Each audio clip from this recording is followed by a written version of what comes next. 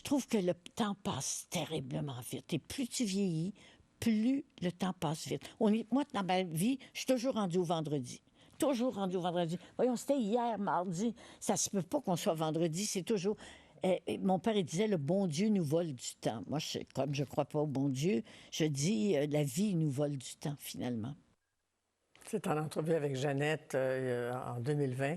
Elle me disait ça, que le temps passe vite. Elle qui, malgré tout, est rendue presque à ses 100 ans. Ce sera le 25 mars. Elle trouve encore que le temps passe vite. Alors, elle célèbre dans un récent ouvrage la beauté de la vie, la beauté de la vieillesse aussi, parce que vieillir, c'est être vivant. Jeannette Bertrand, on la connaît tellement depuis toutes ces décennies avec sa parole franche, directe, parfois audacieuse et courageuse, son engagement à briser tous les tabous de la sexualité, notamment de l'homosexualité. Même dans son livre, elle parle de la sexualité des personnes âgées. Alors, elle nous présente ce nouveau livre. Est-ce que c'est un testament? On peut penser que oui, mais c'est pas nécessairement son dernier livre. En tout cas, elle veut, dans ce livre, redonner ses lettres de noblesse à la vieillesse. Elle nous a offert un moment très précieux de cet après-midi, alors que ce soir, au moment où on se parle, dans une trentaine de minutes, elle va présenter le premier prix Jeannette Bertrand pour célébrer l'engagement littéraire en faveur d'une société plus juste et égalitaire. Elle est venue en studio cet après-midi. On l'écoute. Jeannette Bertrand, merci d'être avec nous à 24-60. Chère Jeannette, c'est comme ça qu'on aime t'appeler. On établit une règle, on se connaît depuis 50 ans. Oui. Et tu n'aimerais pas... On se tutoie, ça va être plus sur le ton de la conversation. Exactement. Un autre livre, oui. Jeannette, une ode à la vieillesse, une vieillesse heureuse. Et j'ai beaucoup aimé la dédicace, qui est presque, ma foi, intergénérationnelle. C'est ça, toujours, Jeannette, qui veut unir les gens, à toutes les vieilles et les vieux qui le sont, à tous les jeunes qui le deviendront, avec toute ma tendresse. Il ne faut pas avoir peur de vieillir, non, Jeannette. Parce que, non, il ne faut pas avoir peur. En ce moment, il y a, chez les jeunes, une telle peur de vieillir. C'est pas possible, comme si... Mais je les comprends. C'est la pandémie qui nous a fait ça.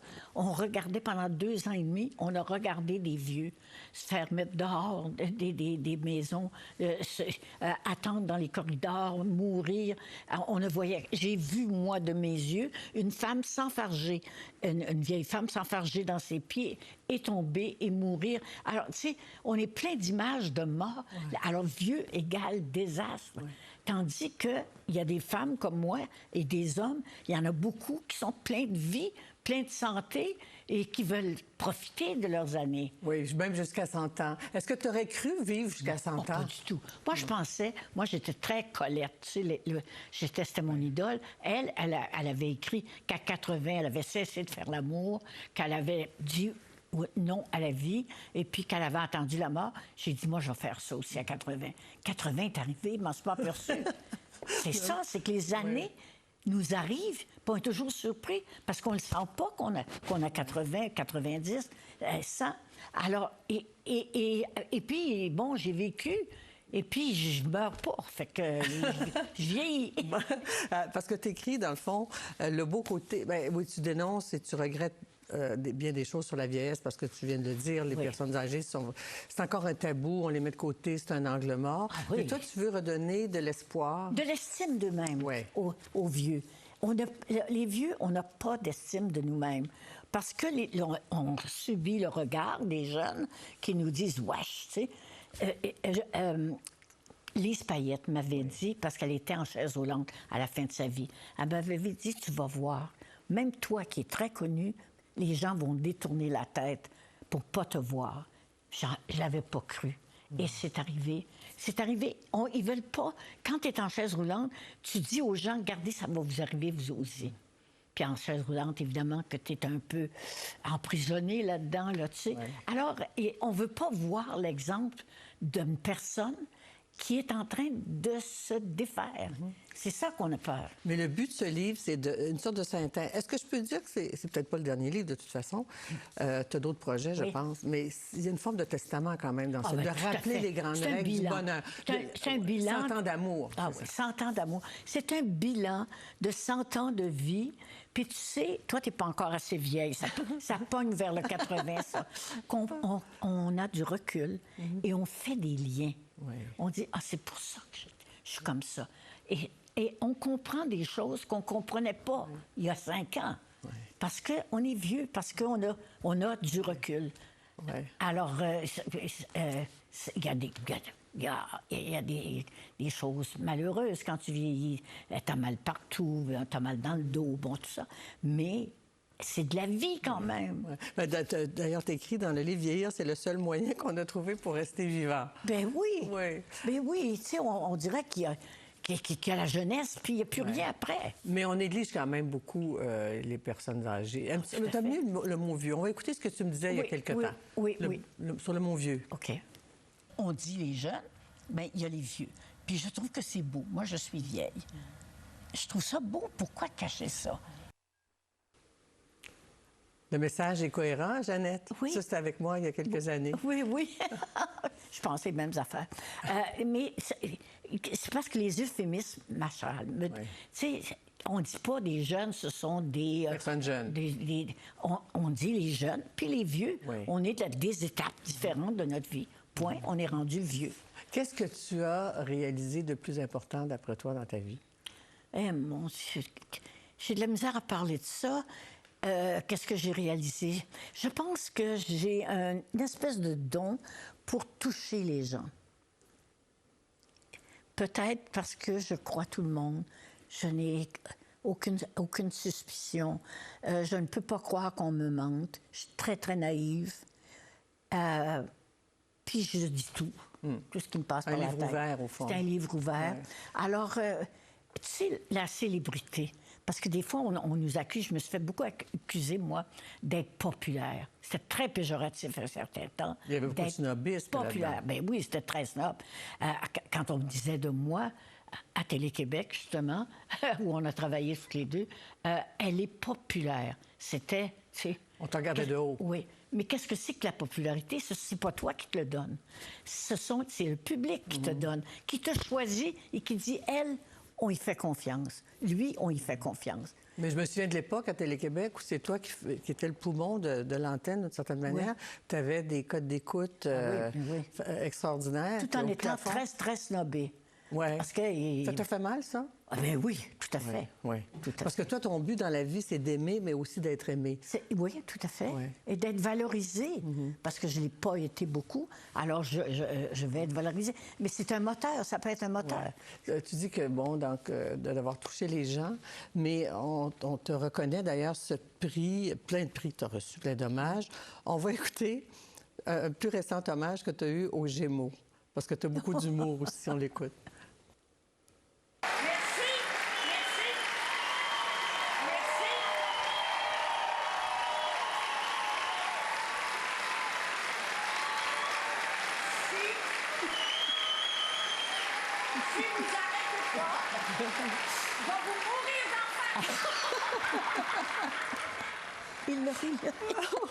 L'avais-tu revu? Non. Tu as beaucoup d'humour, tu as le sens du punch. J'ai le sens du punch, oui, c'est ça. C'est sûr, après tant d'années. Mais ce qui était marquant dans ces images, Jeannette, je ne sais pas si on devrait les revoir, c'est qu'il y a plein de jeunes femmes qui sont debout puis qui t'applaudissent. As-tu l'impression que, dans le fond, l'émancipation des femmes, pour toi, c'était au cœur de ta vie, d'être ton courrier du cœur, puis de dire les vraies choses et de dire aux femmes, osez, osez. Oui, et je suis très contente que ce dernier livre-là, que ce sont des jeunes... C'est pas ton dernier, je suis sûre, c'est ton plus récent. C'est mon plus récent, c'est vrai. C'est vrai, c'est mon plus récent. Et que les jeunes hommes et les jeunes femmes de 40, 50 ans me disent, ça nous fait tellement bien de voir un autre côté de la vieillesse. C'est un côté plus actif, plus au lieu de plaindre de maladies. Tu sais, c'est beaucoup ça, les personnes âgées. Elles se plaignent de leur maladie avec raison, mais c'est fatigant pour les jeunes. Surtout si elles n'ont pas accès à un entourage qui peut les aider. Mais quand on parle de l'évolution, de l'émancipation des femmes, sur 100 ans, il y a eu une grande évolution, mais il en reste beaucoup à faire, non? Il en reste beaucoup, mais on est allé tellement vite, là, que le backlash de ça, c'est les masculinistes, c'est la montée de la droite. On est allé terriblement vite, les femmes. Il n'y a pas eu de sang... il n'y a pas eu de sang... La révolution armée, là. Non, il n'y a pas eu de... On ne s'est même pas concerté chacune des femmes s'est dit, ça n'a pas de bon sens qu'on soit comme ça. Alors, la grande révolution, ça a été, depuis un siècle, ça a été le rapport parent qui a permis aux femmes de s'instruire. Parce que je me souviens, avant, les femmes, mon père disait, puis les hommes disaient, mais elle n'est pas capable d'aller à l'école. C'est les hommes, ça, qui font ça. On n'est pas capable d'aller voter. Tu ne connais pas ça, la politique. Alors, on n'était jamais capable de rien. Puis ensuite, dans les années 60, quand la contraception est arrivée aussi, c'est une grande révolution. Ça, c'est la grande, grande révolution, que les femmes aient pris en main. Et puis là, mais tu vois que le backlash est toujours là. Je rencontrais dimanche Léa Clermont-Dion qui venait de Québec, où elle présente un film sur l'avortement, le droit des femmes à l'avortement. Et il y avait, à Québec même, une barrière de femmes anti-avortement. Comment ça se fait? Puis il y a même une pétition à l'Assemblée nationale parce que la contraception n'est pas gratuite. Là. Le Borgazal mène une pétition qui frise les 100 000 signatures. Ça devrait être accessible, la contraception. Mais je comprends. Je comprends. Si on veut vraiment, si les hommes veulent vraiment qu'on ait la place qu'on mérite, il faut qu'ils nous laissent la place. Qu'est-ce qui te fait peur chez les masculinistes? Parce qu'on entend... on entend dire que les femmes, de plus en plus, veulent rester à la maison. Pas peur pour moi, j'ai pas peur pour les femmes ordinaires, j'ai peur pour nos enfants. Pour les petites filles qui vont sur les réseaux sociaux, ils sont sur les réseaux sociaux. Sur les petits gars qui disent, c'est vrai, c'est nous autres les boss. C'est nous autres, pourquoi les femmes, il faut qu'ils restent à la maison. C'est quoi cela? Alors, moi, c'est ce que j'ai peur, c'est que les réseaux sociaux prennent la place des parents pour instruire. Puis si les parents laissent aller, c'est dangereux que ces jeunes-là deviennent on retourne à l'ancienne. On retourne à l'ancienne, d'autant que je veux rappeler quand même quelque chose, puisque ça fait 50 ans qu'on se connaît, Jeannette. Tu as posé dans ta vie privée. Parce que, oui, dans la vie publique, il y a des chartes, il y a l'égalité. Dans les lois du travail promettent l'égalité. Mais dans la vie privée, c'est extrêmement difficile de s'affirmer. Et toi, tu l'as fait avec le père de tes enfants, oui. Jean Lajeunesse. Ça m'a coûté mon mariage. Oui. Un jour, il t'a débarqué sur un pont parce que tu exigeais de pouvoir signer les textes. Oui, ça m'a coûté. Mais il y a d'autres sortes d'hommes qui poussent. Moi, j'ai 4 garçons de mes petits-enfants qui ont dans la quarantaine, 50. Et puis, ce sont des pères extraordinaires, ce qui n'existait pas il y a 20 ans. Des gars qui vraiment sont des pères. Il y avait un party l'autre jour, Alexis est venu avec sa fille. Tu sais, c'est beau à voir. Un homme n'aurait pas fait ça avant. Il a dit, ma fille, elle reste à la maison, là. Et tu sais, ça a changé. Moi, j'ai beaucoup d'espoir pour l'avenir. Tu as beaucoup d'espoir, mais un passage sombre de ton livre, mais qui sonne encore plus l'alarme, comme tu l'as déjà fait, c'est quand tu parles des féminicides. J'ai quelques chiffres au moment où on se parle, fin novembre. Il y en a eu 21 au Québec. Jusqu'à maintenant, au Canada, 164. Et dans ton livre, tu dis pourquoi vous laissez faire les hommes qui vous font honte? Pourquoi vous ne les empêchez pas d'agir? Pourquoi vous détournez la tête quand on abuse d'une femme devant vous? Oui. Ce sont les femmes qui dénoncent les abus des hommes. Pourquoi ce n'est jamais vous, les hommes? Par solidarité masculine, c'est ça. C'est les hommes qui tuent les femmes. Est-ce que tu comprends pourquoi les hommes tuent les femmes? Oui. Oui. Je comprends parce qu'ils sont, depuis 8000 ans, Anne-Marie, qui dominent. Et tout à coup, il y a des femmes qui disent non. Tu sais, moi, je suis, là, comme beaucoup de gens, le procès en France, là, Mazan. Et puis, cette femme-là a été violée par son mari alors qu'il la faisait dormir. Elle a été violée par des centaines d'hommes. Et il y a des hommes encore qui trouvent que, mais oui, mais si son mari était consentant, elle n'a pas besoin d'être consentante. Écoute, on est en 2024, là. On n'est pas... alors, c'est dans la mentalité. Ils ont 8000 ans de domination. C'est difficile. Heureusement, ce n'est pas tous les hommes, mais c'est trop. Chaque femme qui meurt, c'est trop. Il y a eu des grandes réformes, même au Québec, avec notamment des services de police qui sont formés, des tribunaux pour agression sexuelle, pour protéger les femmes. Comment tu as vécu, toi, le MeToo et sa suite? Bon, moi, je l'ai vécu parce que moi, j'ai été beaucoup agressée sexuellement.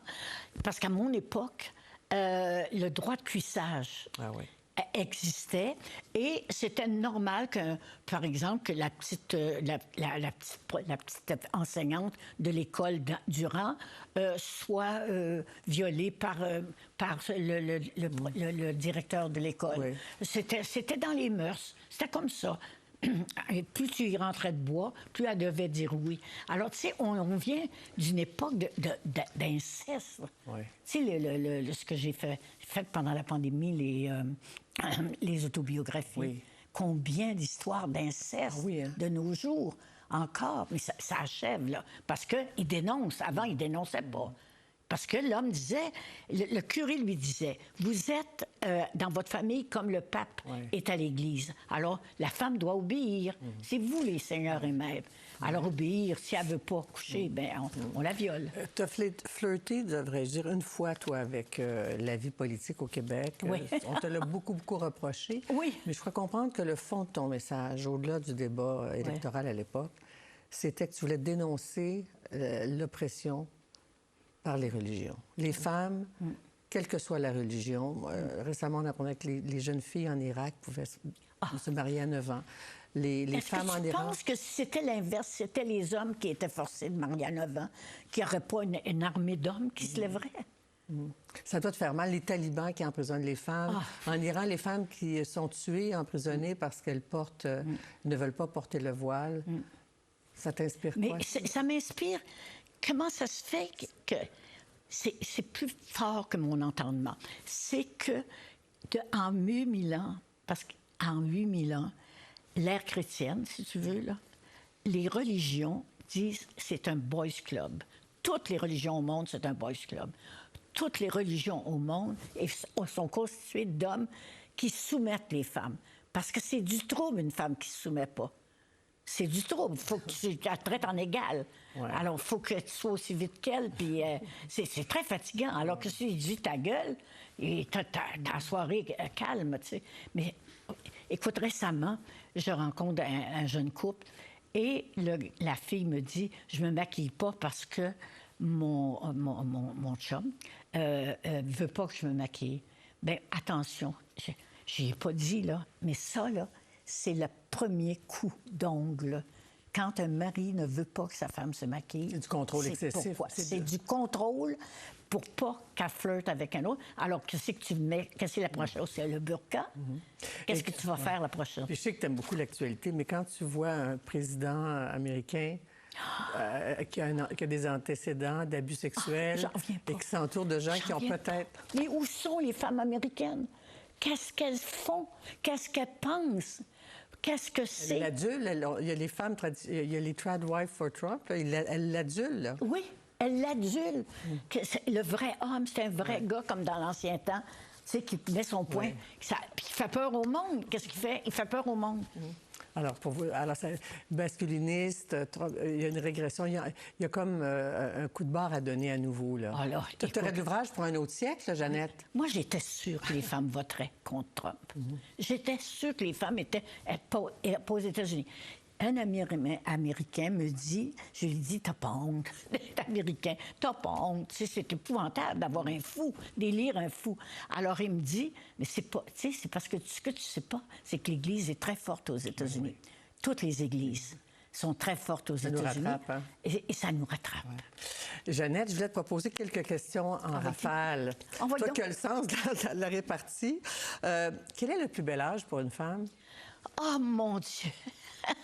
Je pense que quand tu as compris certaines choses, que tu as compris que l'amour, c'est pas comme dans les romans puis dans les films, que l'amour, c'est trouver chez l'autre quelque chose que tu n'as pas et que tu désires, et que ça se travaille tous les jours. Sans ça, ça ne marche pas.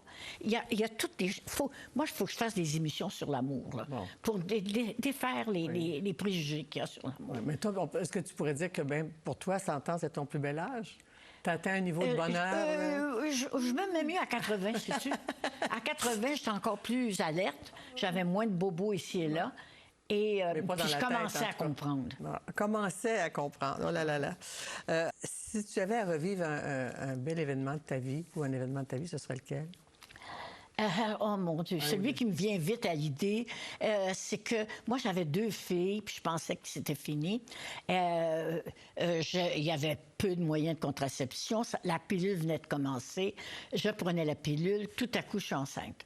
Bon, est-ce que j'ai dû oublier de prendre la pilule? C'est comme rien. Ça devait être de ma faute. Toujours la faute des femmes. Alors, c'est de ma faute. Bon, alors, puis, je vais voir un accoucheur, parce que moi, j'aime la nouveauté aussi, qui faisait de l'hypnose.